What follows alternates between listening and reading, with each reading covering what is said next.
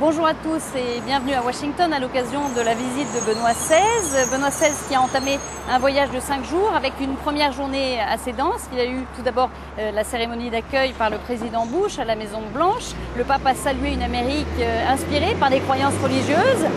Benoît XVI et George Bush se sont ensuite entretenus dans le bureau ovale pendant 40 minutes environ.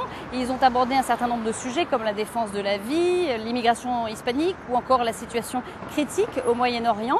Et puis les deux hommes, rejoints par la femme du président américain, ont prié dans le bureau ovale. C'est ce qu'a indiqué le porte-parole du Saint-Siège, le père Federico Lombardi.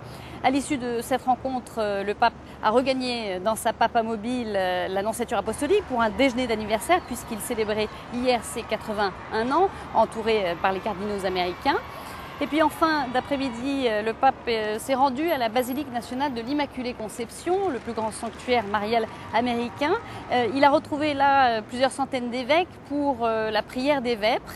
Puis il a pris la parole devant ces évêques à travers un discours assez cinglant, contrastant avec sa première intervention le matin même à la Maison Blanche. Le pape a notamment évoqué l'épineuse question des affaires de pédophilie qui ont secoué l'Église ces dernières années, soulignant que certaines affaires avaient parfois été très mal gérées, reprenant les mots même du cardinal George, le président de la conférence épiscopale américaine. Ensuite, le pape a regagné l'annonciature pour y passer la soirée. Alors, voici les 3 rendez-vous qui sont prévus pour cette seconde journée de visite de Benoît XVI aux États-Unis.